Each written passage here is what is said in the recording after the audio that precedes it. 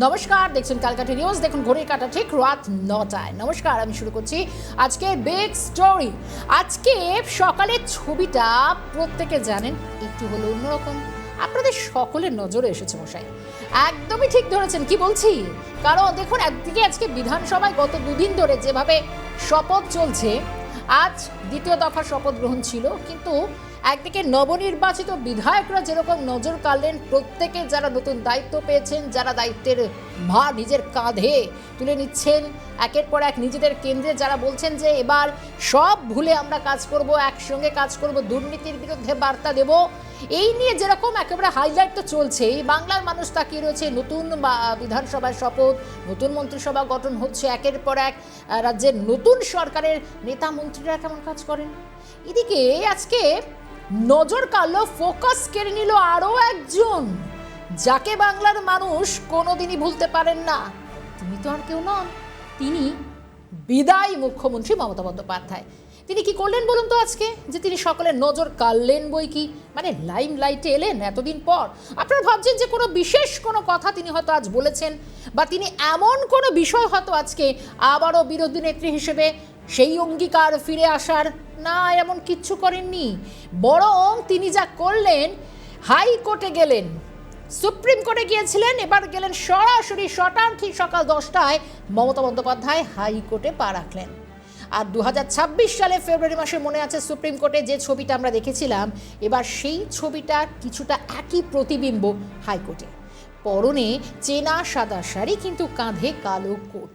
কিন্তু সুপ্রিম কোর্টে যখন মমতা বন্দ্যোপাধ্যায় গিয়েছিলেন, সেই সময় কিন্তু এজলাসে তিনি সওয়াল করেছিলেন এসআইআর প্রসঙ্গে। সেই সময় মমতা বন্দ্যোপাধ্যায় কিন্তু একদম সিম্পল যে শাড়ি সেটা পরে যেরকম গিয়েছিলেন, সেখানে কিন্তু কোনো আইনজীবীর পোশাক ছিল না। কিন্তু আজ শটান একজন আইনজীবী যেরকমভাবে হাইকোর্টে যান, সেরকমইভাবেই মমতা বন্দ্যোপাধ্যায় তিনি পৌঁছলেন। তিনি তো বলেছিলেন তিনি এবারে প্র্যাকটিস করবেন, তিনি এবার আইনজীবী হিসেবে কোর্টে লড়বেন। যেমন কথা তেমন কাজ, মমতা বন্দ্যোপাধ্যায় বলেন। তিনি সত্যিই বলেন, যেমন কথা তেমন কাজ। আর সেভাবেই শটান পৌঁছে গেলেন হাইকোর্টে। কিন্তু না, সময় বদলেছে পরিস্থিতি, বদলে গিয়েছে চেয়ারটা, ক্ষমতার চেয়ারটা। একসময় যিনি বিরোধীদের দিকে আঙুল তুলে বলেছিলেন 10 বছর মুখে লিউকোপ্লাস লাগিয়ে বসে থাকুন, আজ সেই তিনি সব থেকে বেশি ছটফট করছেন। কেন থেকে আজ সশরীরে আদালতের দরজায় ঘুরতে হচ্ছে। রাজ্য রাজনীতি থেকে তবে বড় কোনো পতনের সুর আবারও বেজে উঠল। আমরা আজ একটু ব্যবচ্ছেদ করবার চেষ্টা করব ঠিক সেই মুহূর্তের, যেখানে একসময় দাপুটের নেত্রী মানে মমতা বন্দ্যোপাধ্যায়, যাকে আজ শুনতে হলো চোর স্লোগান, একজন বিদায়ী মুখ্যমন্ত্রী, এবং তাকে শুনতে হলো যখন তিনি শটান পৌঁছলেন হাইকোর্টে। দেখুন কি স্লোগান।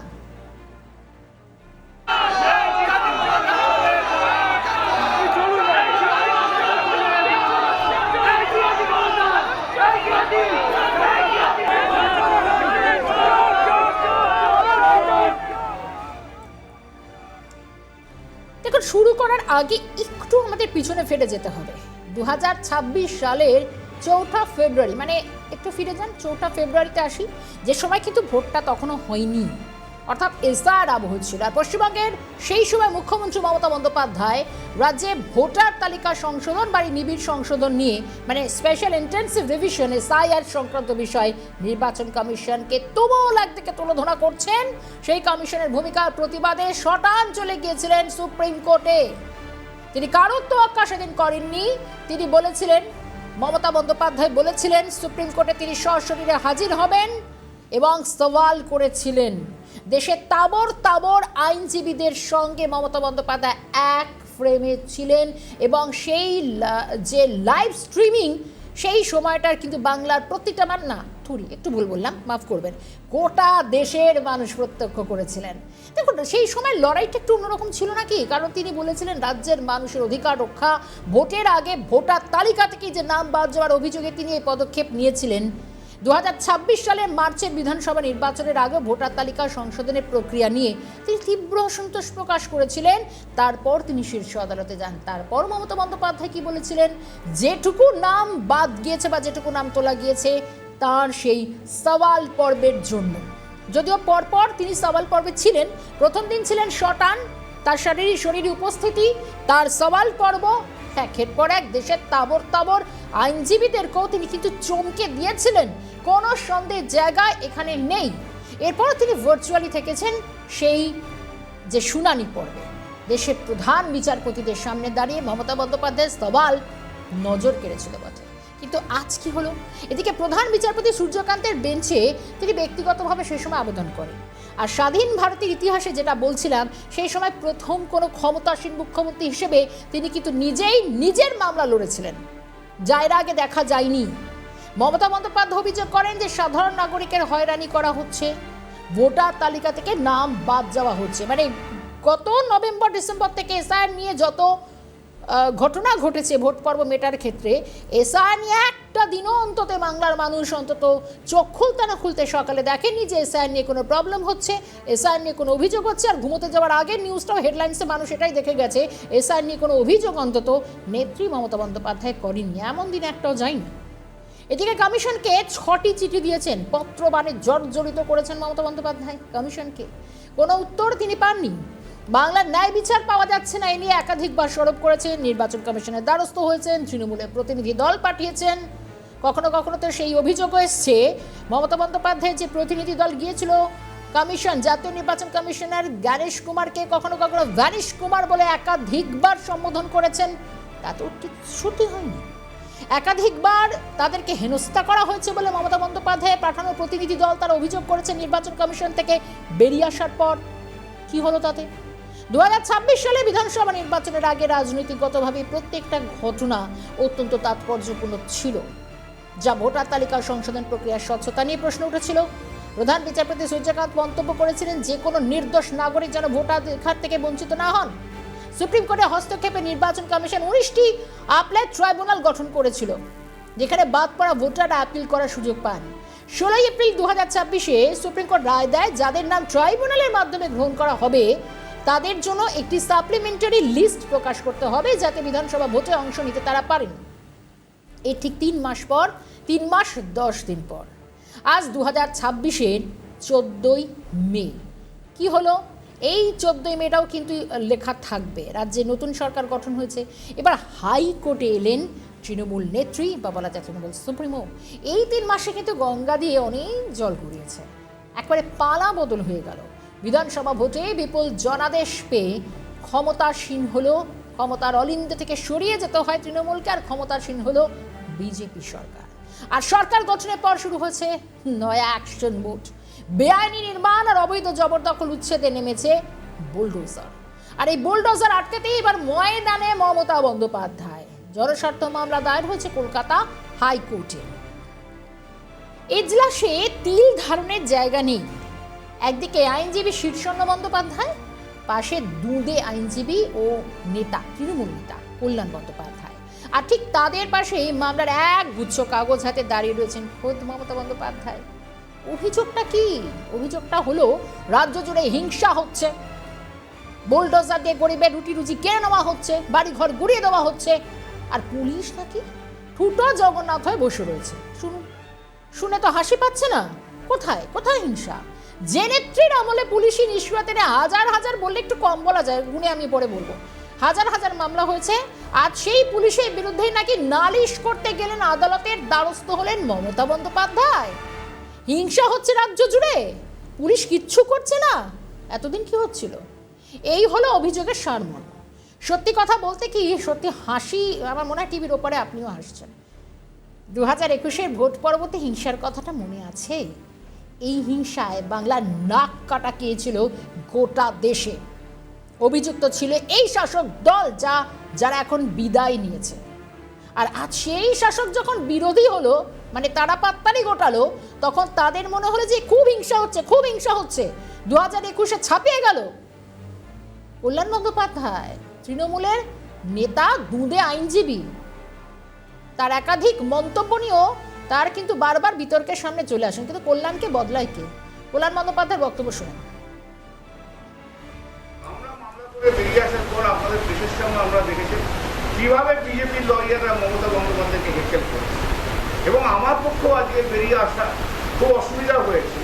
এবং একটি ছেলে যে শুভেন্দু অধিকারী ভবানীপুরে ইলেকশনে ছিল, সূর্যনীল দাস অ্যাডভোকেট, তিনি মমতা বন্দ্যোপাধ্যায়কে সেদিনকে হ্যাকেল করেছিলেন এবং আজকে এসে সেও আবার মমতা বন্দ্যোপাধ্যায়কে হ্যাকেল করার চেষ্টা করেছে। অকথ্য ভাষায় গালাগাল দিয়েছে, যা তা কথা বলে। এই আমরা পশ্চিমবাংলায় আছি। কলকাতা হাইকোর্টে যদি আমরা ঠিকমতো ফ্রিলি না ঘুরতে পারি, কলকাতা হাইকোর্টের লয়াররা যদি না ঘুরতে পারে, যদি তৃণমূলের লোক করে আমরা আমাদের ওপরে এভাবে চড়াও হয়, তাহলে গোটা পশ্চিমবাংলায় কি হচ্ছে আপনারা দেখেন। মমতা বন্দ্যোপাধ্যায় নিজে সূর্যনীলকে পয়েন্ট আউট করে দেখিয়ে দিয়েছে যে কাউন্টিংয়ের দিন মমতা বন্দ্যোপাধ্যায়কে হেকেল করেছে সূর্যনীল তারপর যাচ্ছে তাই ভাষায় মমতা বন্দ্যোপাধ্যায়কে যা ইচ্ছা তাই বলে দেয়। এটা তো জায়গা নয় কে চোর কে ডাকাত তা বলা।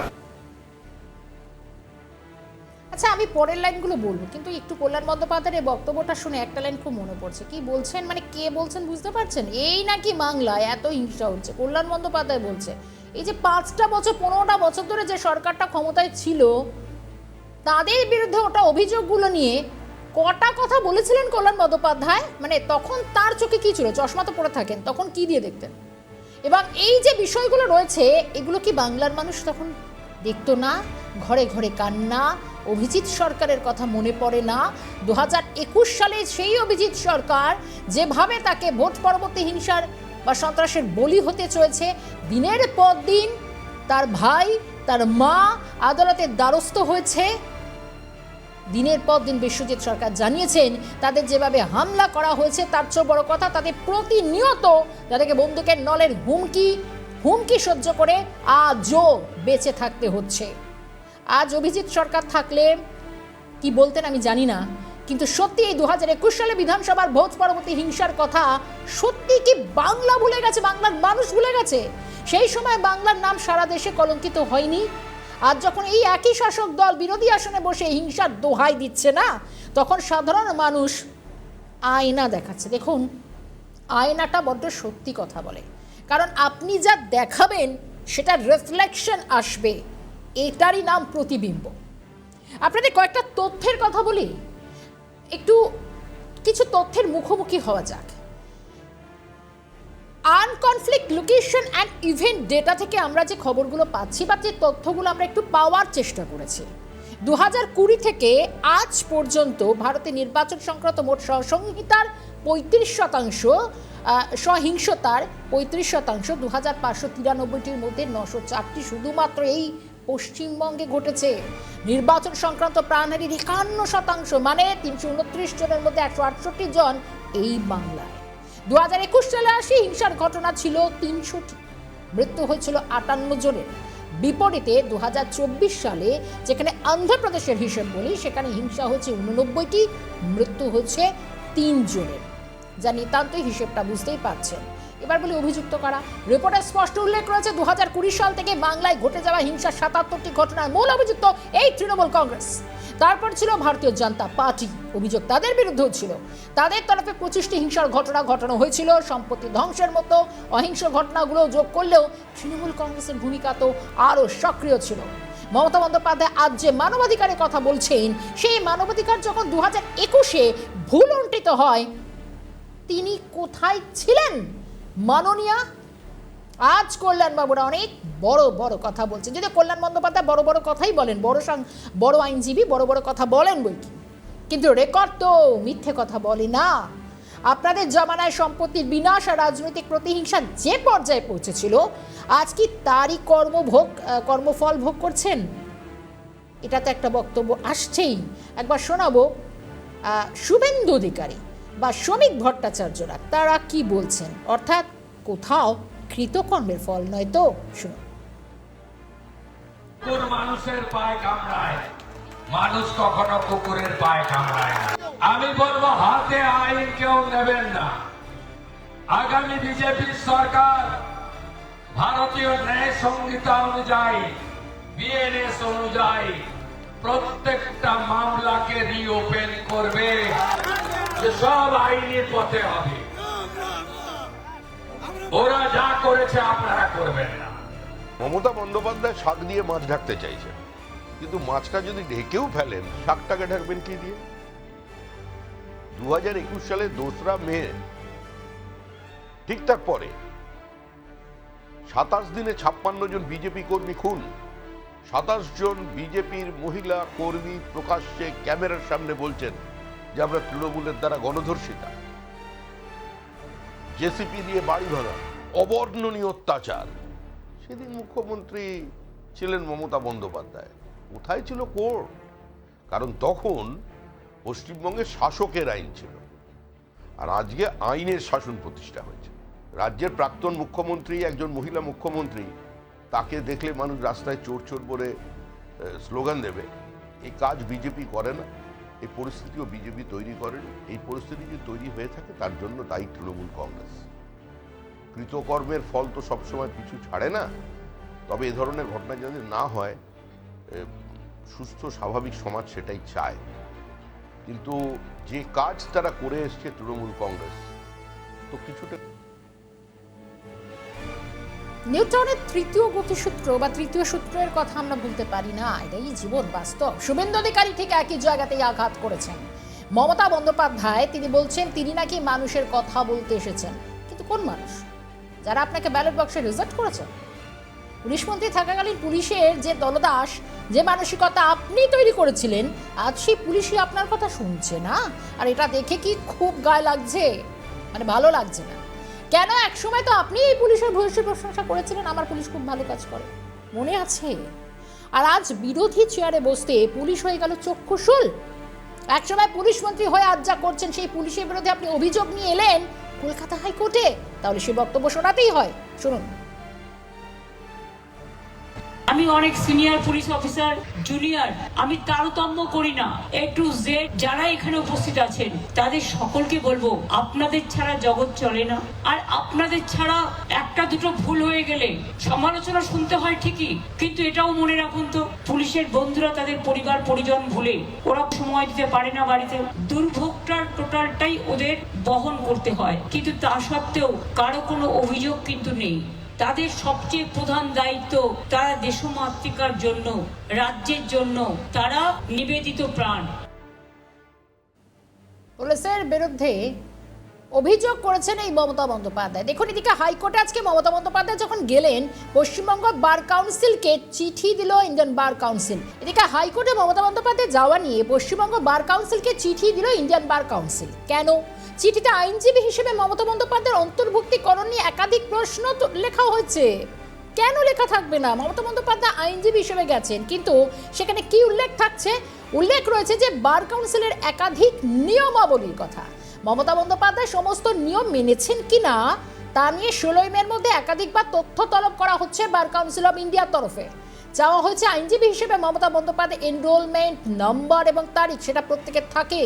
আছে কি মমতা বন্দ্যোপাধ্যায়? মমতা বন্দ্যোপাধ্যায়ের কাছে প্র্যাকটিস সংক্রান্ত উপযুক্ত শংসাপত্রের দাবি জানানো হয়েছে। তার এই প্র্যাকটিস সংক্রান্ত উপযুক্ত কাগজ আছে কিনা, রাজ্য বার কাউন্সিলে তার নাম নথিভুক্ত রয়েছে কিনা, সবটাই জানতে চাইল ইন্ডিয়ান বার কাউন্সিল। বৃহস্পতিবার সকাল 11টা, মানে আজ, প্রধান বিচারপতি সুজয় পাল এজলাস থেকে যখন মমতা বন্দ্যোপাধ্যায় বেরিয়ে লবিতে গেলেন, তখন যেন নরক নেমে এলো। আইনজীবীদের একটা বড় অংশ তেড়ে গেলেন তার দিকে।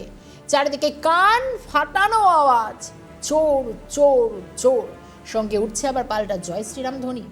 দেখুন।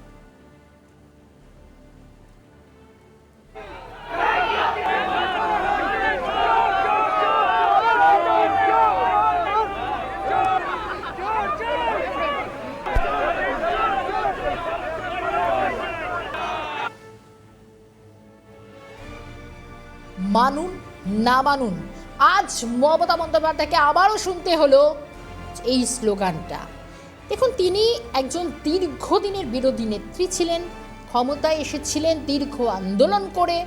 সিঙ্গুর আন্দোলন, নন্দীগ্রাম জয় এনে দিয়েছিল মমতা বন্দ্যোপাধ্যায়, ক্ষমতা থাকতে বসেছিলেন মমতা বন্দ্যোপাধ্যায়। বিরোধী নেত্রী থেকে সরাসরি বাংলার মুখ্যমন্ত্রী পদে 3 বারের জন্য জয় হয়েছে, কিন্তু চতুর্থবার যে হলো না, অন্তত এরপর আর হবে কি না সেটাও বাংলার মানুষের হাতেই সেই দায়িত্বভারটা ন্যস্ত থাকবে। কিন্তু আজকে কোথাও ভিড়ের মধ্যে আবার মেজাজ হারালেন মমতা। আইনজীবীদের দেখে হাত দেখিয়ে বলেন ওরা আমাকে মেরেছে। মাননীয় রাজ্যের প্রাক্তন মুখ্যমন্ত্রীকে এই অবস্থায় দেখা বাংলার মানুষের কাছে এটা খুব একটা সুখকর দৃশ্য নয়। কিন্তু কেন এই পরিস্থিতি? কয়েক বছর আগে যে বাংলা তার নিজের মেয়েকে চায়, বাংলার মেয়েকে চায়। আর সেই বাংলার শিক্ষিত সমাজের প্রতিনিধি যে আইনজীবীরা, তারা কেন তাকে দেখে চোর স্লোগান দিচ্ছে? এটা কি শুধু অপমান নাকি গভীর কোনো জনরোষের বহিঃপ্রকাশ? আজ এই দৃশ্যগুলো দেখে না বারবার বুদ্ধদেব ভট্টাচার্যের মুখটা মনে পড়ছে। পদ চলে যাওয়ার পর তিনি তো এভাবে হন্যে হয়ে রাস্তায় নামেননি। আজ মমতা বন্দ্যোপাধ্যায় এই বয়সেও যে প্রোঅ্যাক্টিভ ভূমিকা নিচ্ছেন তা রাজনৈতিকগতভাবে প্রশংসনীয় হলেও, সত্যি প্রশংসনীয়, কিন্তু তার পিছনে গভীর এক অসহায়তা। তিনি জানেন মমতা বন্দ্যোপাধ্যায় না থাকলে তৃণমূলের কোনো অস্তিত্ব নেই। তার দলের বাকি জয়ী বিধায়ক, সেনাপতি বা যা বলুন যুব নেতারা, তারা কোথায়? কেউ ঘর গুছোতে ব্যস্ত, কেউ বা সিবিআই ইডির ভয়ে তটস্থ, এই বোধহয় তলবেলো। কেউ বাবা তলে তলে বিজেপিতে গিয়ে মিসড কল দিচ্ছে না তো? মমতা বন্দ্যোপাধ্যায় আজ আবার আইনি টেকনিক নিয়ে ভাবছেন না। তিনি আদালতে সওয়াল জিতলেন না হারলেন সেটা তার কাছে বড় কথা নয়। তার মূল উদ্দেশ্য মিডিয়ার নজরে থাকা, সবসময় মিডিয়ার নজরে থাকা, নিজেকে প্রাসঙ্গিক রাখা।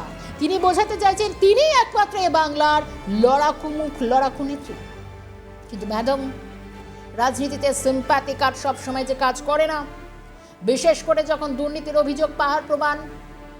আপনি বহু আঘাত পেয়েছেন, মার খেয়েছেন, লড়াই করেছেন সিপিএমের আমল থেকে শুরু করে, কংগ্রেসের জামানা থেকে শুরু করে, বিগত নির্বাচনের আগেও যথেষ্ট আপনার পা পর্যন্ত ভেঙেছিল।